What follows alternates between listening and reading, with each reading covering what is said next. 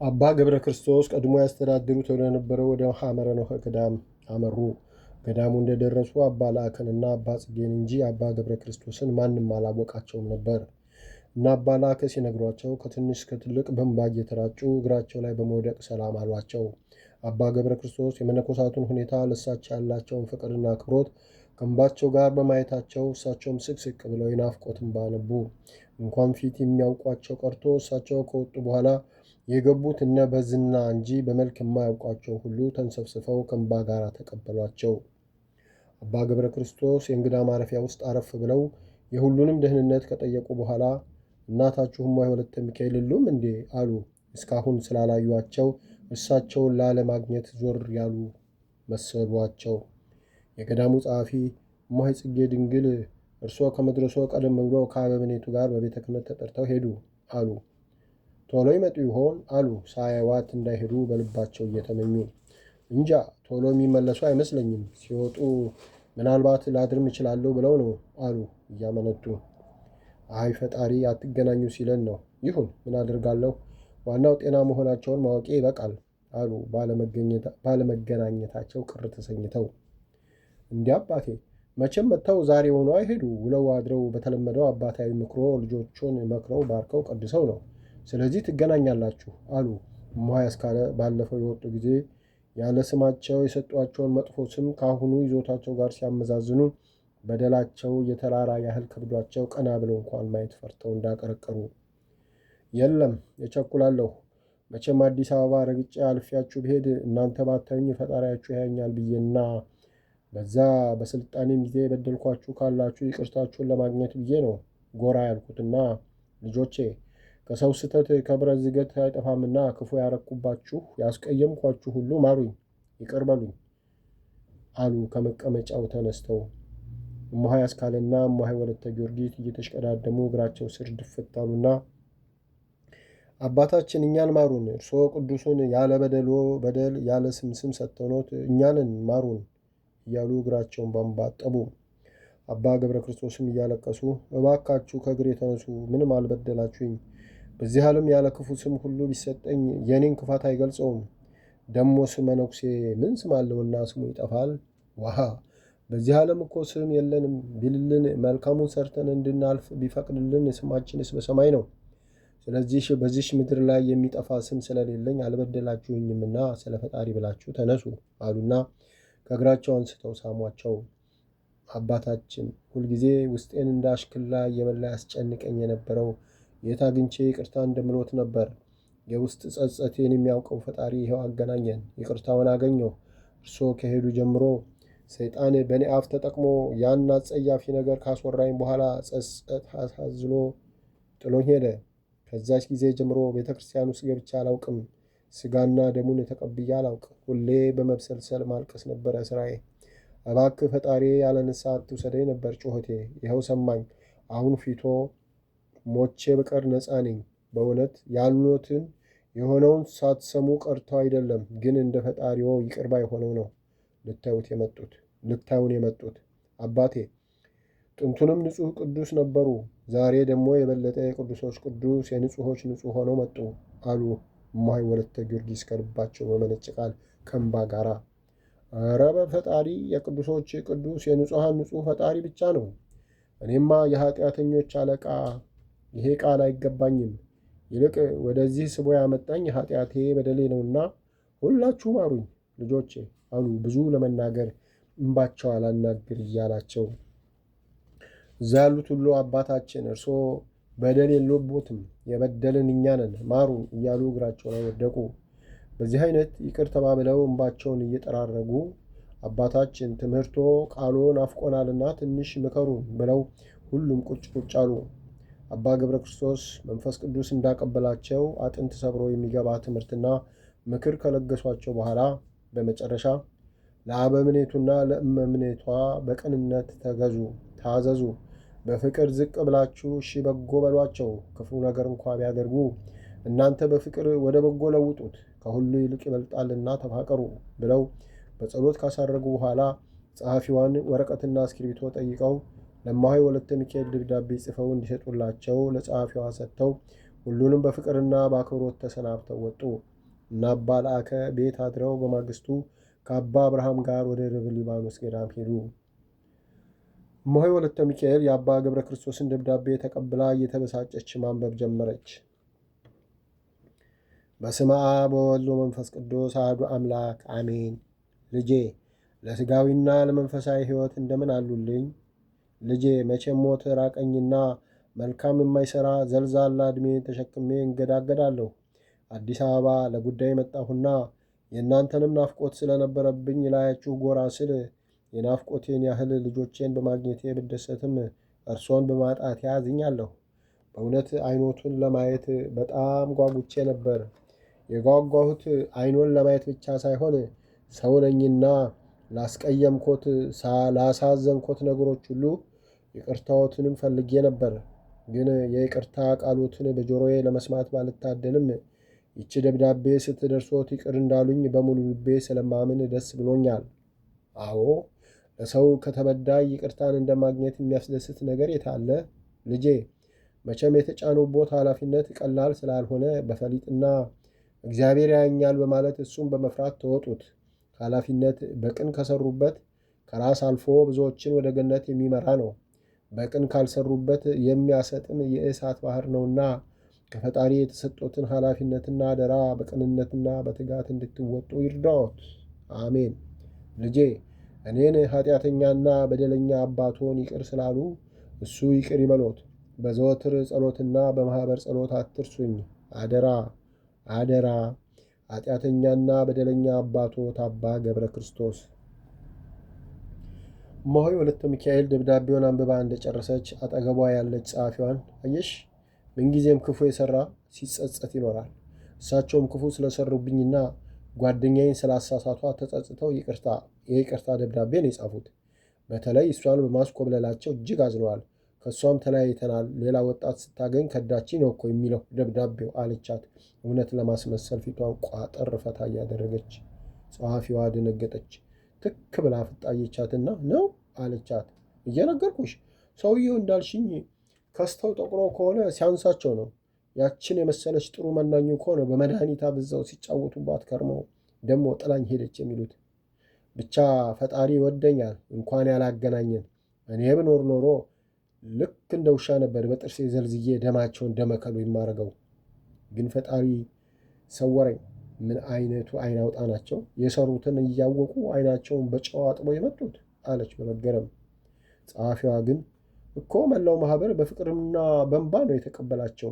እሳቸውም እውነተኛ መናኝና መነኩሴ ናቸው። እንዳውም እንኳን የሚያውቃቸው የማያውቃቸው ሁሉ ነበር እግራቸው ላይ እየወደቀ ያነባው። በበረከቶት በጸሎቶት አስቡን ያለው በተለይ እነ እማሆይ አስካልና ወለተ ጊዮርጊስማ ማሩን ያለ ስም ሰጠኖት እያሉ እየየ ነበር ያሉት። ብቻ የዛን ቀን ተማሪዎቹ፣ ዘበኞቹ፣ መላው መነኮሳት በእንባ ነበር የታጠበው። እኔም እርስዎ ሁሌ ስለሳቸውም ሆነ ስለ ጓደኛው የምትነግሩኝን በመሳት ሳላውቃቸው ጥላቻ አድሮብኝ ነበረ። እሳቸው ፍጹም የፍቅርና የሰላም ሰው ሆኖ ስላገኟቸው የማውቃቸውን ያህል ነበር በፍቅር እቅፍ አድርጌ ሳምኳቸው አለች ያበጠ ይፈንዳ ብላ። ጸሐፊዋ እማሆይ ጽጌ ድንግል የተማረችና ባለ 2 ዲግሪ ነች። ሁሉን ስለ ክርስቶስ ብላ ከደህና ስራዋ ላይ ነበር ተነስታ ገዳም የገባችው። ገዳም በገባች በ6 ወር እማሆይ ወለተ ሚካኤል የገዳሙ ጸሐፊ ያደረገቻት። ታዲያ እማሆይ ወለተ ሚካኤል ጸሐፊዋን ከእሷ የበለጠ የተማረችና በእውቀት የዳበረች በመሆኗ ተፈራታለች። ከሌሎች ጋር ብዙ እንዳትቀራረብ፣ ከሰው እንድትራራቅ ታደርጋለች። ለቤተሰቦቿና ለራሷ የምታደርገውን ሁሉ እንዳታውቅ ከባድ ጥንቃቄ ታደርጋለች። ብቻ አንድ ቀን ትገለብጠኛለች ብላ ትሰጋለች። ሁሌ ስለ ጥንት ጓደኛዋ እማሆይ ማየገነት መጥፎነትና ዋልጌነት ትነግራታለች። ጸሐፊዋ ሁለቱንም ከሚያውቁ መነኮሳት እውነቱን ስለተረዳች እሷ ስትነግራት ብሽቅ እያለች ከመስማት በቀር አማራጭ የላትም ነበር።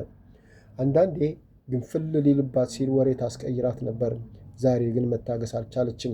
ምክንያቱም አባ ገብረ ክርስቶስ የጻፉትን ደብዳቤ ሳያሽጉ ነበር የሰጧት። እሷም እማሆይ ወለተ ሚካኤል ሁሌ የምትነግራትን ነገር እውነት ከሆነ ፍንጭ አገኛለሁ ብላ የሰው ደብዳቤ ማንበብ ነውርና ያልተገባ ቢሆንም እውነቱን ለማወቅ ካነበበችው በኋላ ነበር በፖስታ አሽገው እንደሰጧት አድርጋ አሽጋ የሰጠቻት። በቃ አሁን ሁሉ ውሸት መሆኑን ተረዳች። ጥርጣሬዋ ሁሉ እውነት ነበር። በጣም ውሸታምና ውሸትን ለማውራት ቅንድቧን የማታጥፍ ደፋር መሆኗን ተረዳች። በሆዷ ከመታዘብ አልፋ ናቀቻት። ምን አልሽ? የፍቅርና የሰላም አባት ነው ያልሽው? ይገርማል ብላ የምጸት ሳቅ ሳቀችና፣ አዎ ይሄ ይዘው የሚዞሩት መተት ሰውን ብቻ ሳይሆን ፈጣሪንም ሳያሳስት ይቀራል ብላ ሳትጨርስ፣ በስመ አብ! ምን ነው እናቴ፣ በፈጣሪ ዘንድማ ስህተት የለም፣ ስህተተኞችም ፊቱ አይቆሙም አለች። ወይ ጉድ! እሱን አትነግሪኝም? ከአንቺ በላይ አውቀዋለሁ። በመንፈሳዊነት ይቅር ከመለኮስኩ እንኳ 9-10 ዓመት ሊሆነኝ ነው አለች ኮስተር ብላ። በሆዷ መነኮሲቷ ምን ነካት ያልኳትን እውነት አድርጋ የምትቀበለኝን ዛሬ ደፍራ የምትከራከረኝ ምን ሰምታ ነው ብላ ሰጋች። አይ እናቴ፣ 10-20 ብሎ የምንኩስናን ቀን መቁጠር ሳይሆን መነኩሴ ቀርቶ ከአንድ ተራ ምዕመን የማይጠበቀውን አነጋገር ከመናገር መቆጠብና አስተውሎ መናገር አባታችን እንዳሉት ፈሊጠኛና እግዚአብሔርን መፍራት ማስተዋልን ገንዘብ ማድረግ ነው አለች። አባታችን እንዳሉት ማለት የማን አባት አለች። ደብዳቤውን አንበዋለች ማለት ነው ብላ ደብዳቤውንና መነኩሲቷን በማፈራረቅ እያየች፣ ፈጣሪ አባታችንም ፈጣሪያችንም ነው፣ ከሱ ሌላ አባት አለን እንዴ አለች። እሷም ደብዳቤውን ማንበቧን እንዳያውቁ። ወይ ጉድ! በይተዩ ዛሬ አንቺ አይደለሽም። ድሮም እኚህ ጦሰኛ ሰውዬ መጥተው ምን ደህና ነገር ይገኛል አሉና ከተቀመጡበት ተነስተው ሊወጡ ሲሉ ጸሐፊዋ ቅዱሳንን መዝለፍና መስደብ የሰይጣን እንጂ እኛ አይደለም አለች እያማተበች። እማሆይ ወለተ ሚካኤል ጸሐፊዋ ያለችውን ቢሰሙም እንዳልሰማ ሆነው በሩን በኃይል ዘግተው ወጡ። ጸሐፊዋ አምላኬ እስከ ዛሬ በማላቀው ነገር ገብቼ አብሬ ባማሁትና በተቸሁት ይቅር በለኝ። አንተ ለሰዎች ደህንነት የመጣህ በመሆንህ ሁሉን እንዳውቅ አድርገኸኛልና አመሰግንሃለሁ። ግን ፈጣሪ ከአሁን በኋላ እዚህ ገዳም ከኚህ መነኩሴት ጋር በዚህ አይነት ስለማልዘልቀው አንተ በወደድከው ምራኝ አለች። አባ ገብረ ክርስቶስ የመጡለት እሳቸው ከሌሎቹ ጋር ሲጨዋወቱ አባ ለአከን ጠጋ ብላ የት ገዳም እንዳሉና ስለ አኗኗራቸውና ስለ እማሆይ ማየገነትም ጭምር እውነቱን እንዲነግሯት ጫማቸው ወድቃ ስለለመነቻቸው አባ ለአከ ሁሉንም ነገሯት። በቃ በዛች ደቂቃ ነበር እማሆይ ወለተ ሚካኤልን ማን መሆናቸውን የተረዳችውና ቁርጥ ውሳኔ ያደረገችው። ስለዚህም ነበር በድፍረት የመለሰችላቸው። በማግስቱ ሁለቱም ቢሮ ውስጥ ቢሆኑም ሰላም አልተባባሉም ነበር። ጸሐፊዋ ወረቀቶችን ቦታ ቦታ አድርጋ ነገ ወደ ኢቲሳ ገዳም ለመሄድ እፈልጋለሁና ይፍቀዱልኝ አለች ኮስተር ብላ። ለምን? በዓል አለ እንዴ አለች ደንገጥ ብላ።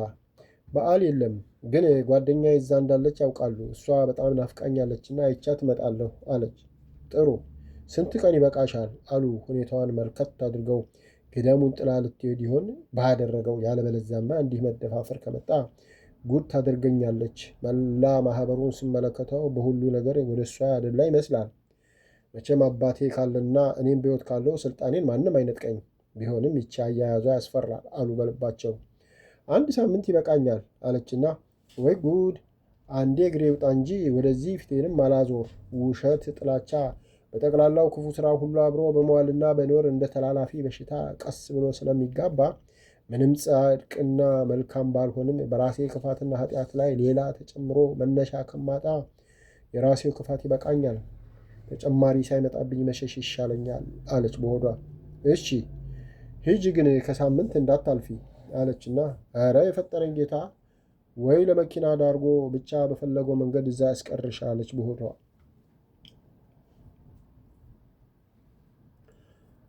ጸሐፊዋ የሄደች ማግስት እማሆይ ወለተ ሚካኤል እማሆይ አስካልንና እማሆይ ወለተ ጊዮርጊስን ዘበኛውን ቢሮ አስጠርተው በቀደም አባታችን የመጡ ጊዜ እናንተ ሶስታችሁ ያለ ስም ያለ ኃጢአት ሰጥቶና እርሶን መበደላችን ከስጋው ደሙ ራቅን ብላችሁ የሌላቸውን ክብርና ሞገስ ሰጣችሁ ስታሞካሿቸው ነበር አሉ። ለመሆኑ ያንን ሁሉ ርካሽ ነገር አላደረጉም ለማለት ነው ወይስ እናንተን ንጹሕ እኔን ነገረኛ ለማድረግ ነው አሉ ቆጣ ብለው። እማሆይ አስካለ እናታችን እኛ የተናገርነው እውነቱን ነው። እሳቸውም ሆኑ እማሆይ ማየገነት ምንም ማንንም ያልበደሉ ንጹሐን ቅዱሳን ናቸው። ለጊዜው ቅዱሳን ጠላት አስቶን እንኳ በገቢር ባህልዮ ያላሰቡትን ውርጅብኝ ስላወረድንባቸው እውነት ነው ውስጣችን በጸጸት ቆስሎ እንኳን ስጋና ደሙን ስሙን ለመጥራት እያፈርን እስከ ዛሬ በውስጣችን እሳትን አዝለን ስንንገበገብ ኖርን። ጸጸታችንን ያየ ፈጣሪ አባታችንን ካሉበት በረቀቀ ጥበቡ አምጥቶልን የውስጥ እሳታችንን በይቅርታ በፍቅር ውሃ አጥፍተው አድሰው ቀድሰውን ሄዱ። ይኸው ትላንት እንዳዩት በአዲሱ ሰውነታችን ቅዱስ ሥጋውን ክቡር ደሙን ተቀበልን አሉ፣ ፊታቸው በደስታ እያበራ። አዎ ሰው ምንጊዜም በደለኛ ነውና ፈጣሪ እሱ ይቅር ብሎን ከአባታችንም አስታርቆን እፎይ ብለን የደስታ እንባ ከማፍሰሳችንና ነፍሳችን ከመደሰቷ ሌላ እርሶን ነገረኛ አላልንም አንልምም። እኛ ከራሳችን በቀር ስለ ሌላው ምን አግብቶን ፈራጅና ዳኛ እንሆናለን? ሁሉ በእጁ ያለውና ሁሉን የሚያውቀው ፈራጅ ዳኛ እሱ ራሱ ባለቤቱ እያለ እኛ ምንድነን? አሉ እማሆይ ወለተ ጊዮርጊስ። እኔም በሆን እሳቸውን ቅዱስና ንጹሕ አባት ራሳቸውን እንደ ወንጀለኛ አድርገው ማሩኝ ይቅር በሉኝ ሲሉ ለጆሮ ስለሰቀጠጠኝ ያጠፋን የበደልን ሰሞን ያለ ቦታው ያነሳን እኛንንና ማሩን ብዬ እግራቸው ወደቅኩ እንጂ የእርሶን ክፉም በጎም አላነሳን። ደግሞም ከአባታችን ጋር ጸብ እንዳሎትም አላውቅ አሉ ዘበኛው። ይቅር መባባል ያስወቅሳል እንዴ እያሉ በልባቸው። ይገርማል። በፊቱኑ እንደዛ ማድረጋቸውን ልባቸው ቢያውቅ አይደለም እንዴ ያንን ሁሉ የተናገራችሁት? መቼም በጦር ያስፈራራችሁ የለም።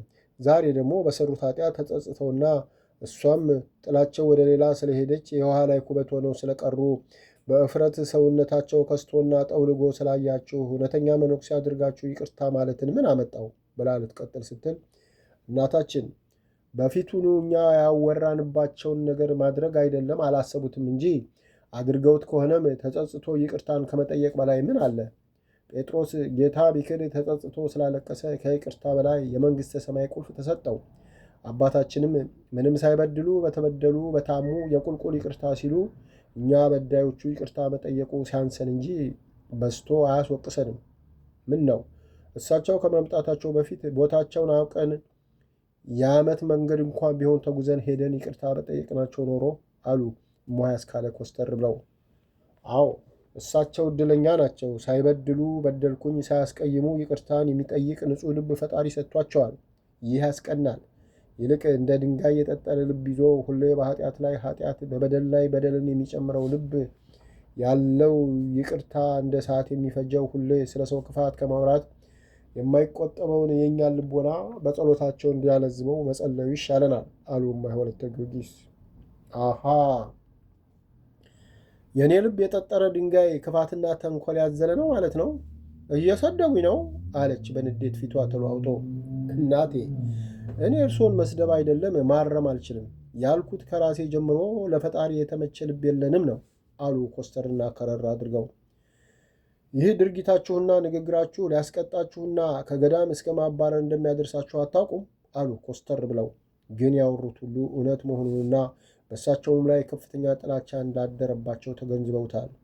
አይ እናቴ፣ ድሮ ቢሆን ይህ አነጋገሩ አስደንግጦን ያስፈራን ነበረ። ዛሬ ግን የእውነት ባለቤት እውነቱን ስለገለጸልን ንግግሮ ጆሮአችንም አልገባ። ከእንግዲህ ለየትኛው ዓለም ለየቱ አስደሳች ነገር ይዋሻል? እማሆይ ማየገነትም ሆነ አባታችን ያሉበትን ገዳም አኗኗራቸውን ሁሉ አውቀናል።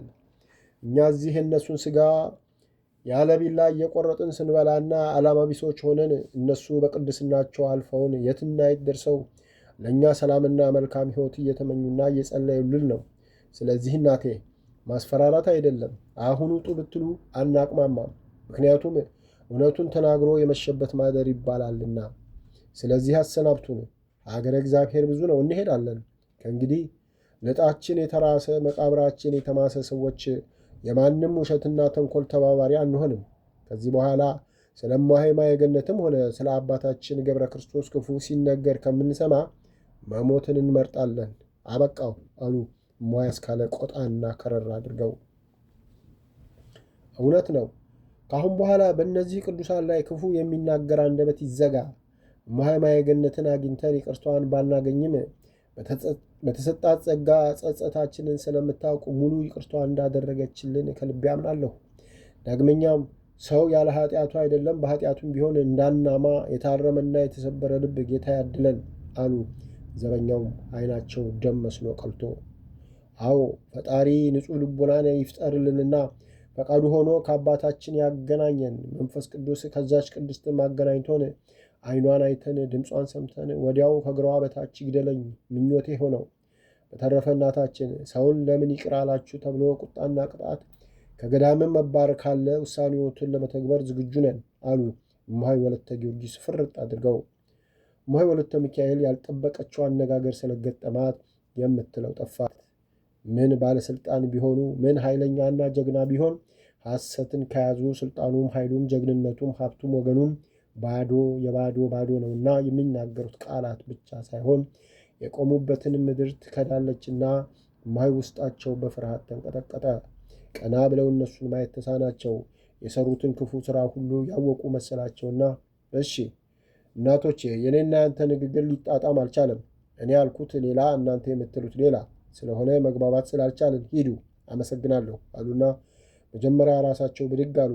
እነ እማሆይ አስካለም እኛም እናመሰግናለን ብለው በቆሙበት ጥለዋቸው ወጡ። እነሱ ከወጡ በኋላ ተመልሰው ቁጭ አሉና ምንድን ነው ነገሩ? እኔ ሳላውቅ ከጀርባዬ የሆነ አድማ እየተካሄደብኝ ነው ማለት ነው። ከትላንት ወዲያ ስለኚሁ መዘዘኛ ሰውዬ ነገር ተነስቶ ወዳጆቼ የምላቸው እነ እማሆይ መግደላዊት፣ እማሆይ ማየገነትና አባታችን እስከ ዛሬ ቢኖሩ ኖሮ ይሄኔ ገዳማችን ብሔረ ሕያዋን ትሆን ነበር አሉ። እንዳልሰለማ ሰምቼ ወሬ ቀየርኩ። እሱ ሲገርመኝ ዛሬ ያኔ ወዳጆቼ ሆነው ጎኔ ቆመው የሚሟገቱልኝ እነ እማሆይ አስካለ በድፍረት ልኬን ነገሩ።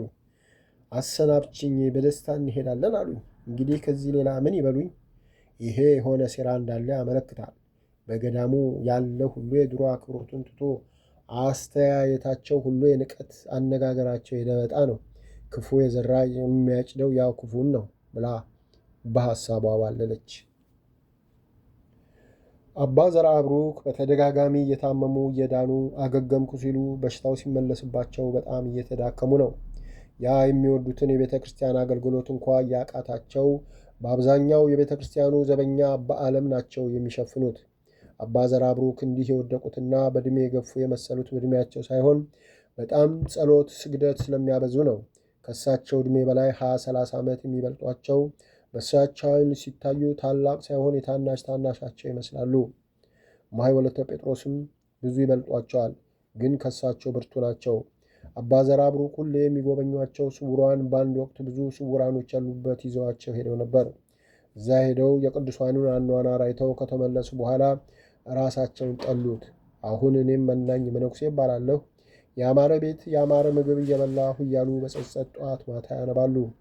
በጸሎት ሰዓትም ፊታቸውን ደረታቸውን እየደበደቡ ወይኔ ወዮታ አለብኝ፣ ምንኩስናዬን በአግባቡ አልተጠቀምኩበትም እያሉ መሪር እንባን ያነባሉ። ከዕለታት አንድ ቀን እማሆይ ማየገነትን ጠርተው ቅዱሳኖቹ ጋር ሄደው ያዩትን ሁሉ ከሚያቃጥል እንባ ጋር ከነገሯት በኋላ ልጄ ከእንግዲህ ፈጣሪ በቃ ብሎኝ ከዚች ፍዳና መከራ ከሞላባት ዓለም ተድላና ደስታ ወዳለባት ወደ እሱ እስኪጠራኝ ድረስ ለቁመተ ሥጋ ያህል የምቀምሰውን አንቺ በምስጢር አዘጋጅልኝ ልጄ። እማሆይ ወለተ ጴጥሮስ የሚያዘጋጁልኝን ምግብ ከእንግዲህ ከደረቁ እንጀራ በቀር ወጡን አልቀምስም። ከእንግዲህ የላመ የጣመ ነገር በጉሮሮዬ አይወርድም። ስለዚህ ኮሶ ካለበት ፈልገሽ ግዢና ወቅጠሽ አዘጋጂ። እማሆይ ምግቤን ሲያመጡ አንቺ እሳቸው ያመጡትን ወስደሽ እንዳሻሽ አድርጊው። ብቻ እሳቸው እንዳያውቁ ጥንቃቄ አድርጊ። ለእኔ ኮሶውን እንደ ወጥ በትንሹ ትሰሪልኝና በዛች አጥቅሼ ወስፋቴ የፈቀደውን ያህል እመገባለሁ። መቼም ያልታደልኩ ነኝና እንደ አባቶቼና እናቶቼ ቅዱሳን ያለ ምግብ መኖር አልችልም አሉ እንባቸውን እያንጠባጠቡ። እማሆይ ማየገነት ቅስሟ ስብር ብሎ አቀርቅራ ስታነባ ቆየችና አባቴ በዚህ ዕድሜዎት በዛ ላይ በሽታ በየጊዜው እየገዘገዞት ይህን መራራ በልተው እንዴት ይዘልቁታል? ወይስ ቶሎ ለመሞት ፈልገው ነው? አለች እንባዋን እያወረደች። አይ ልጄ መቼም የልጅ ነገር ሆኖ ባይገባች ነው እንጂ እዛ እኮ ያሉ አባቶች ከእኔ በዕድሜ በጣም ከፍ ያሉ ናቸው። ግን ዕድለኞች ሆነው ያለ እህልና ውሃ በመንፈስ ቅዱስ ጸጋ ብቻ አምረው እንደ ፀሐይ አብርተው ድካም ሳይታይባቸው እንደ መንኮራኩር እየተፋጠኑ ሲሰግዱ ለጸሎት ሲተጉ ግራ ቀኝ ሳይንቀሳቀሱ እንደ ምሰሶ ተተክለው ብታይ ኖሮ ይህን ባላልሽ ነበር። ልጄ እኔ ኃጢአቴ በዝቶ የእነሱን የሩቡን ሩብ ባልሆንም ይህን በማድረጌ አልጎዳም። ልጄ አልጎዳም። በዚህ ስጋት አይግባሽ። የሚያጸና የሚያበረታ መንፈስ ቅዱስ እንጂ ምግብ አይደለም። ሁሉ የሞላቸው አማርጠው በየሰዓቱ ልዩ ልዩ ምግብ ከሚመገቡ ሰዎች እግዚአብሔርን አምኖና ራሱን ለሱ ጥሎ እፍኝ ሽምብራ የሚበላው እኮ በጣም ጠንካራና ንቁ ነው። ስለዚህ ያልኩሽን ብቻ አድርጊልኝ እንጂ በዚህ ይጎዳል ብለሽ አትስጊ ልጄ። ብርታት ከሆነ እስከ ዛሬም የበላሁት ብርታት የሆነ ነበር፣ ግን አልሆነም። ዋ ልጄ፣ እኔስ በኮሶ አጥቅሼ የአማረ እንጀራ ልብላ ነው ያልኩት። በበረሃ ወድቆ ያገኙትን ቅጠላ ቅጠል እየበሉ የሚኖሩስ አሉ አይደል? ስለዚህ ዳግመኛ ምንም ሳትኝ ያልኩሽን ብቻ አድርጊልኝ። ታዲያ ልጄ ሞቼ መቃብር እስክገባ ድረስ አባቶቼና እናቶቼ ጋር ሄጄ ያየሁትን ሁሉ የነገርኩሽንና የምግቤን ነገር እንኳን ሰው የምትታረሽው ትራስ እንኳን እንዳያውቅ የነገርኩሽንና የምግቤን ነገር እንኳን ሰው የምትተራሽው ትራስ እንኳን እንዳያውቅ አደራ አደራ፣ ውጉዝ ነው አሉ። እሺ አባቴ፣ በዚህ አይስኩ፣ አምላኮ ይርዳኝ እንጂ እንኳን ሰው ቀኜ ስትሰራ ግራዬ አታውቅም፣ ቃሎ ቃሌ ነው አለች። አንድ እሑድ አባ ዘራብሩ ከቤተ ክርስቲያን ቀሩ። እማሆይ ማየ ገነት ባለመምጣታቸው ደንግጣ ስትፈራ ስትቸር ወደ ቤታቸው ሄዳ ደጅ ቆማ አጨበጨበች። አባ ዘራብሩክ ተነስተው ማነው ማለት ስላቃታቸው እዛ የተኙበት ብለው ድምፅ አሰሙ። እማሆይ ድምፁን ብትሰማም ደግማ አጨበጨበች። አሁንም ድምፅ ከማሰማት በቀር ብቅ የሚል ስታጣ ወደ በሩ ጠጋ ብላ ገፋ ስታደርገው አልተዘጋ ኖሮ ተከፈተላት። አንገቷን አስገብታ ብታይ ማንም የለ። ቀስ ብላ ወደ ውስጥ ዘልቃ አባቴ የሉም አለች፣ ልቧ በፍጥነት እየመታ። አባ ዘራብሩክ እዛ የተኙበት አለሁ ልጄ ግቢ አሉ በደከመ ድምፅ። እማሆይ ወደ ውስጥ ገባ ስትል አባ ዘራብሩክ እዛው ጸሎት የሚያደርጉበት ቦታ ኩርምት ብለው ተኝተዋል። እማሆይ ደንግጣ አባቴ ምን ነው አለች አጠገባቸው በርከክ ብላ። አይ ልጄ በቃኝ እኮ አልቻልኩ ልጄ አሉ ቀና ለማለት እየሞከሩ። ምን ነው ምን ነካዎት አለች። የምትለው የምታደርገው ጠፍቷት። ምን ይነካኛል ልጄ ፈጣሪ በቃ አለኝ እንጂ አሉ። እንዴት በቃ አባቴ አለች እየተንቀጠቀጠችና እንባዋ የወረደ። አባ ዘራብሩክ እንደምንም ቀና ብለው ግድግዳውን ደገፍ አሉና ትንሽ ቆይተው ይኸውልሽ ልጄ ሌሊት ለጸሎት ቆሜ ሳለ እመቤቴ ተገልጣ ልጄ አይዞህ አትፍራ፣ ከእንግዲህ ሩጫህን ጨርሰሃል። ወደ ልጄ ልትመጣ የቀረ ትንሽ ቀን ነው። ከዛሬ ጀምሮ ወደ እኛ እስክትመጣ ድረስ በቀረችው ትንሽ ጊዜ በደዌ ትያዛለህ። በዚህም አትሳቀቅ። ይህ ደዌ ለክብር ነው፣ እንደ ሰማዕታት የሰማዕታትን ዋጋ የሚያሰጥህ ነውና በደስታ ተቀበለው። የመሄጃህ ቀን ሲደርስ መጥቼ ወስድሃለሁ። እስከዛው በርታ ልጄ ብላኝ ባርካኝ ሄደች። እሷ ከፊቴ ስትሰወር መቆም አቃተኝ። በቃ ይኸው ወደኩ ልጄ፣ ኃጢአቴ በዝቶ መነሳት አቃተኝ። በቃ በአንቺው ላይ ወደኩ ልጄ፣ ከእንግዲህ እሱ በፈቀደው ሰዓት እስኪጠራኝ ድረስ ዕዳ ሾምኩ አሉ እያቃሰቱና ንግግራቸው እየተቆራረጠ። እማሆይ ማየ ገነት የምትይዘው የምትጨብጠው ጠፋት። ባለችበት ቦታ መሬቱ ላይ ድፍት ብላ አባቴ አይሆንም፣ አይደረግም አባቴ፣ እኔን ለማን ትተው? እኔ በዚች ምድር ያለ እርሶ ማን አለኝ? አባቴ አጽናኝ፣ መንገድ መሬ፣ አባቴ ወየው ለኔ ብላ ትንሰቀሰቅ ጀመር። አባ ዘራብሩክ ተነስተው ሊያጽናኗት አቅም አጡ። እዛው የተኙበት ሆነው ምን ነው ልጄ በርትተሽ ልታበረችኝ ሲገባ ጭራሽ ታብሽብኝ ልጄ፣ ኧረ በፈጠረች ቀና በይና አባትሽን ስሚ፣ ፈጣሪም ይቀየማል አሉ። የእሳቸውም እምባ እየወረደና እውነቷን ነው እኮ ኖሬም ባልጠቅማትም አብሮ መወያየቱን ተስፋ ነበር። ገና በልጅነቷ ለመከራ አድሏት የራሷ ሳያንሳት እኔም ተጨማሪ መከራ ሆንኩባት። ፈጣሪ እባክህ ልጄን አጽናልኝ፣ እባክሽ እመቤቴ ልጄን አበርችልኝ፣ እባክሽ ድንግል ድረሽልኝ፣ እባክህ መልአኩ ድረስልኝ አሉ ከእምባ ጋር እየተማጸኑ። እማሆይ ማየ ገነት ስታለቅስ ቆይታ ቀና ብላ አባቴ ከእርሶ በፊት እኔ መሞት ይገባኛል። ሞት ለእኔ እንጂ ለእርሶ አይደለም። እርሶ ከሌሉ ምን ሕይወት አለ አባቴ? ለእኔ ሞቶት ለእኔ ይሁን አለች እምባዋ እንደ ውሃ እየወረደ። አባ ዘራብሩክ እባክሽ ልጄ አታሳዝኝኝ። እኔ እኮ ሁሉን ገልጬ የነገርኩሽ በርትተሽ እንድታበረችኝ፣ ጠንክረሽ እንዳመሌ እንድታስታምሚ ነበር። እንግዲህ አይሆንም ብለሽ ቀድመሽ ሞትን ከተመኘሽ ምን አደርጋለሁ? አስታማሚ የሌለው በሽተኛ ሆኜ መቅረት ነው አሉ። ኧረ አባቴ እኔን አላስታምሞትም አላልኩም፣ ግን ዕድለቢስነቴ አሳዝኖኝ ነው። አሁን አባቴ እኔ እርሶን አጥቼ እኖራለሁ? ሰው ያለ ብርሃን በጨለማ ብቻ ይኖራል አባቴ። ከእንግዲህ ብርሃን ያጣ በጨለማ ኗሪ ሆንኩ እኮ አባቴ። ታዲያ ሞትን ብመኝ አይገባኝም? አለች እምባ ሳይቆም። ተይ ልጄ፣ ፈጣሪን አታሳዝኘው። መነኩሴ ተስፋው፣ አለኝታው፣ ሕይወቱ፣ ብርሃኑ ፈጣሪው እንጂ ሰው አይደለም። ሰውማ ሟች ተለዋጭ ነው። ስለዚህ ንግግርሽ ስህተት ነው ልጄ። መቼም ሰው ለሰው አስፈላጊ ቢሆንም ከፈጣሪ አስበልጠን ልናየውና ተስፋችንን ጥለንበት ሲለየን ዓለም የተደፋብን አድርገን ማየት የለብንም። ስለዚህ ፈጣሪ እንዳያዝንብሽ ልጄ፣ አሁን እምባሽን ጠራርገሽ የምተኛበትን ቦታ አስተካክለሽ በቅጡ አስተኝኝ። ልጄ ራሴን ማዘዝ አቅቶኛል አሉ እሷን ለማጽናናት ኮስተር ብለው። ውስጣቸው ግን ከሷ በበለጠ ተረብሿል። እምቧይም ምንም ሳትናገር እምባዋን እያዘራች ተነስታ እዛው ጸሎት ቤታቸው ውስጥ ጥጉ ላይ ብርድ ልብስ አረጋግፋ ደራርባ ለጠፈችና በላዩ ላይ አንሶላ አንጥፋ በአዘራ ብሩክን ደግፋ አንስታ አስተኛቻቸውና እምባዋን እያዘራች አባቴ ሌላ ምን ላድርግልዎት? አለች አጠገባቸው በርከክ ብላ። የምታደርጊልኝ ሁሉ ይቅርብኝና ይህን ባሺ ቅድህ ልጄ፣ ልቤን በሐዘን አትስበሪው እባክሽ፣ ለመድኃኔዓለም ብለሽ በርታ በይ ልጄ። ነፍሴ ተጨነቀች እኮ ልጄ። ከእኔ በላይ እኮ እያንዳንዷን ትንፋሽሽን የሚቆጣጠር ፈጣሪ አለ፣ እሱ አለሽ አሉና ዝም አሰኟት። እምቧይ ማየገነት አባ ዘራ ብሩክን በማስታመሟ ብዙዎች ተቆጡ። ይህን ማጉረምረም የሰሙ አበምኔቱ መላውን ማህበር ሰብስበው በጉዳዩ ውይይት ተጀመረ። ከተቃዋሚዎች አንዱ አባታችን እዚህ መጥተው ይታመሙ፣ እምቢ ካሉ እዛው አስታማሚ ይመደብላቸው እንጂ እምቧይ ማየገነት ፈጽሞ የእሳቸው አስታማሚ አይሆኑም አሉ በቁጣ። አባ ኤፍሬም ቀጠሉና አዎ አባ እንዳሉት ወንድን የሚያስታምመው ወንድ እንጂ ሴት አይደለምና የእምቧይ መሆንን እንቃወማለን አሉ። አባ ፈቃደ አብ ተነስተው በእርግጥ በገዳም ስርዓት ወንድ ወንድን ሴት ሴትን ማስታመሙ ልክና እውነትም አለው።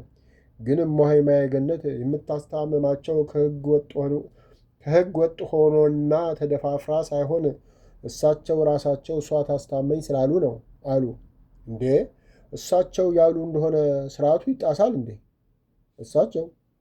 እሳቸው እኮ ከታመሙ የአስታማሚውን ነገር የሚያዝበት ገዳሙ እንጂ በእሳቸው ፈቃድ አይደለም።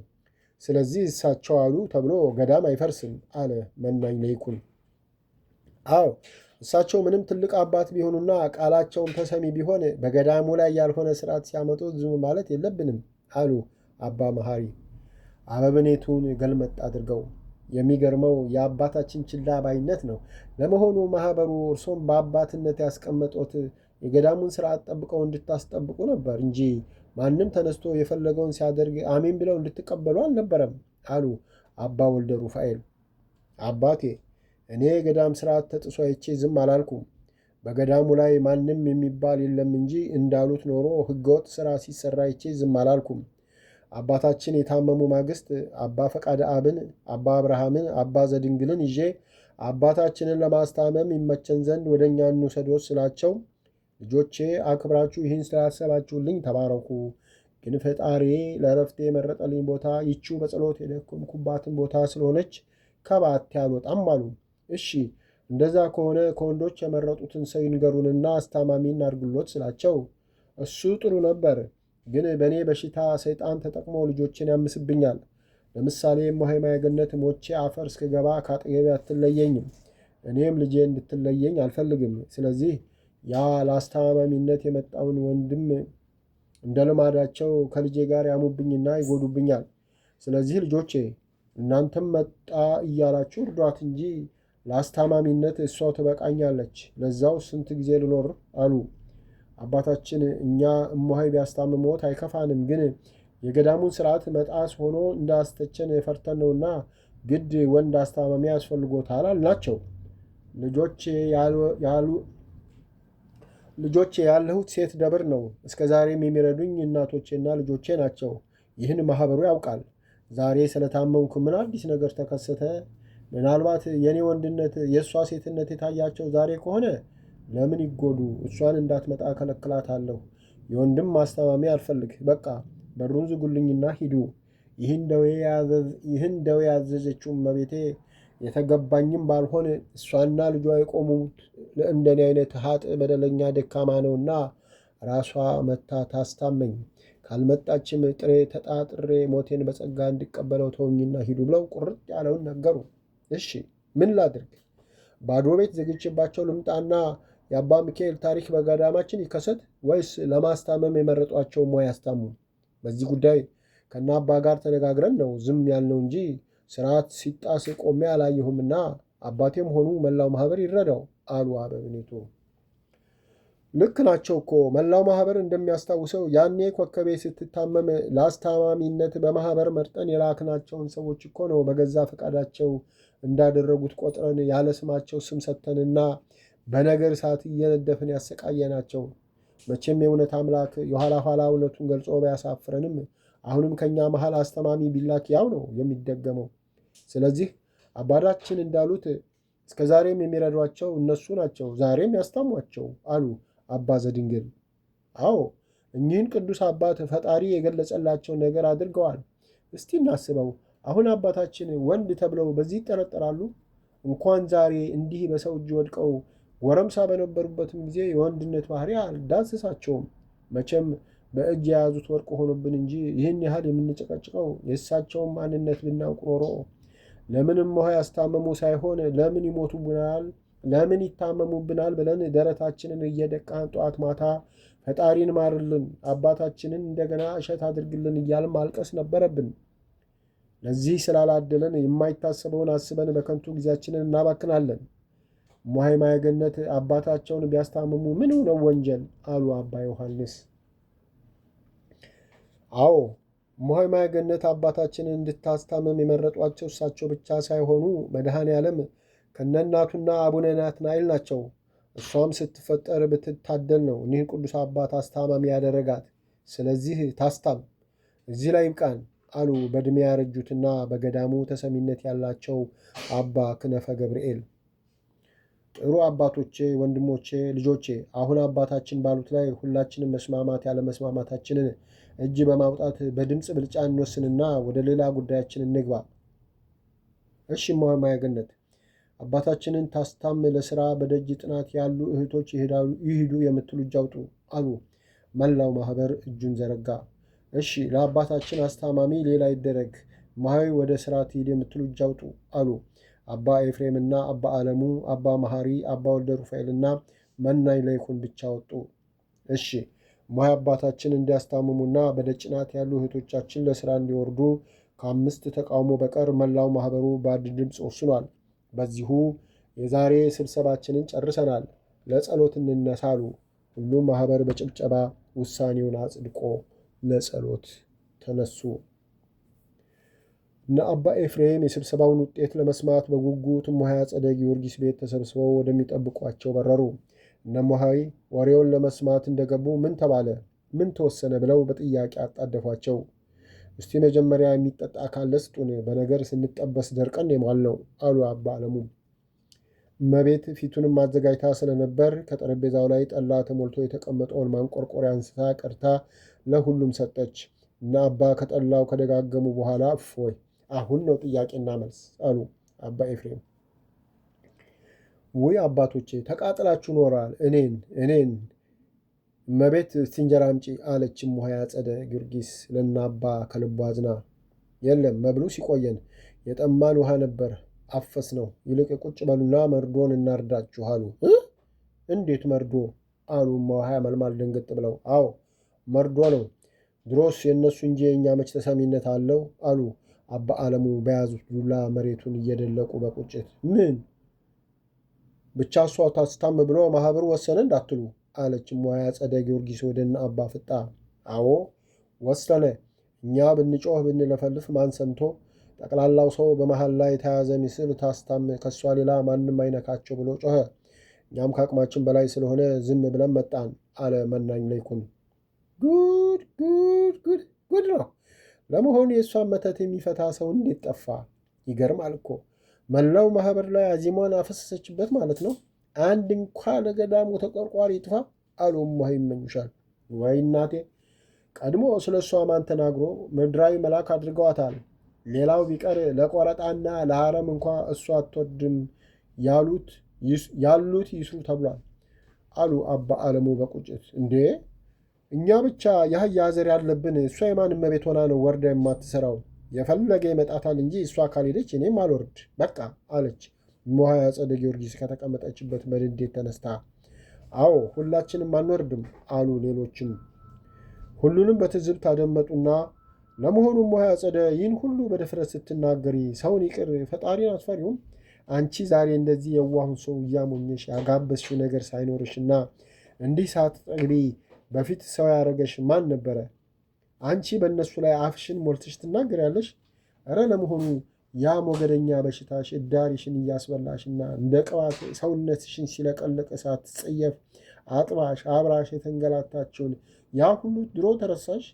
እኔን ጨምሮ መላው ማህበር ይህን አንችልም ትሂድ ስንል እምባዋን እያፈሰሰች በየሁላችን እግር ወድቃ በገዳሙ እንድትቀር ያደረገችሽና ቤተሰቦቿን አስቸግራ መውደቂያሽን ያበጀችልሽን ኧረ ስንቱ ይዘረዘራል።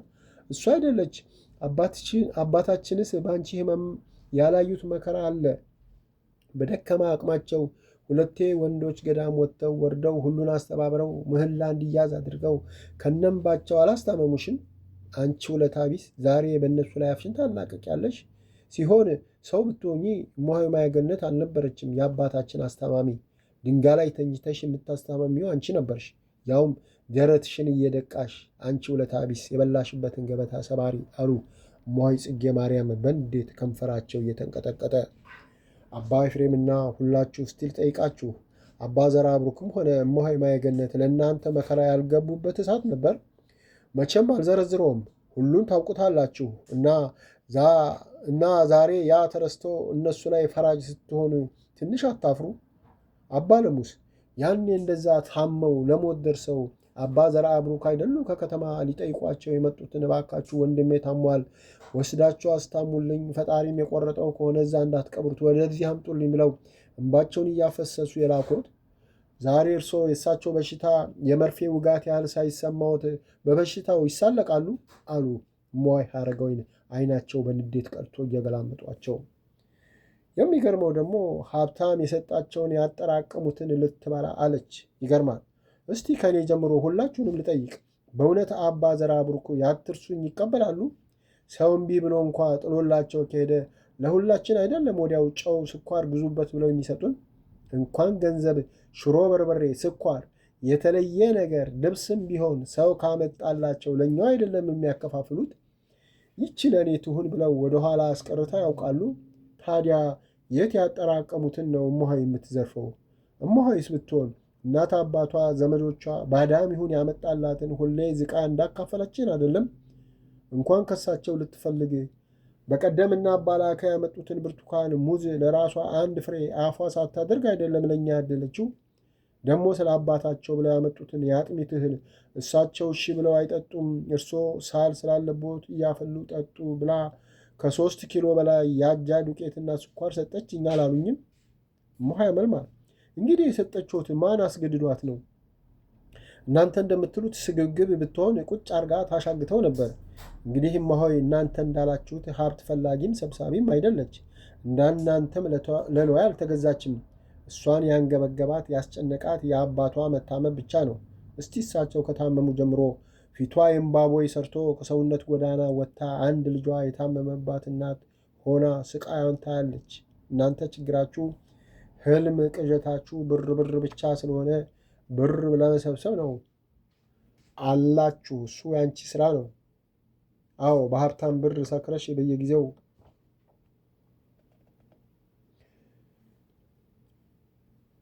እስቲ እሳቸው ከታመሙ ጀምሮ ፊቷ የእምባቦይ ሰርቶ ከሰውነት ጎዳና ወጥታ አንድ ልጇ የታመመባት እናት ሆና ስቃዩን ታያለች። እናንተ ችግራችሁ ህልም ቅዠታችሁ ብር ብቻ ስለሆነ ብር ለመሰብሰብ ነው አላችሁ። እሱ ያንቺ ስራ ነው።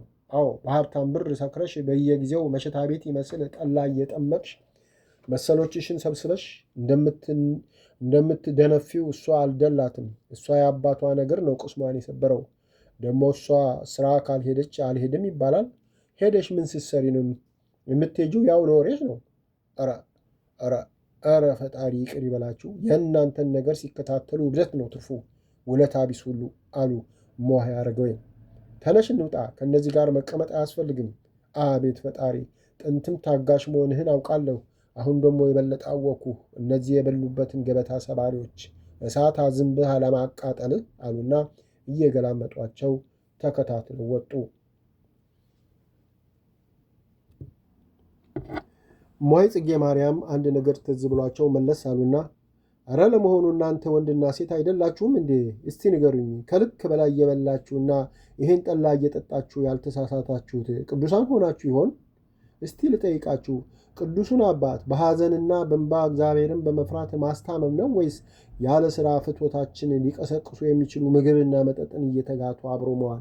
የቱ ይሆን ኃጢአቱና ሥርዓት አፍራሹ? ትገርማላችሁ።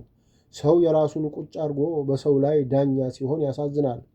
አንጎል ማጣት ብለው ገላምጠዋቸው ሄዱ። ሁሉም አቀርቅረው ከመስማት በስተቀር ቀና ብሎ ያያቸው እንኳ አልነበረም። እነ እማሆይ ከወጡ በኋላ ትንሽ ቆይተው አባ ኤፍሬም ካቀረቀሩበት ቀና ያሉና ቤት ውስጥ ያሉትን አየት አድርገው በረጅሙ ተነፈሱና በሉ ደህና ዋሉ፣ ዱላ ይዘው ሳይመለሱ ወደ ገዳሜ ልሂድ አሉና ወጡ። እሳቸውም ተከትለው ሁሉም ወጡ።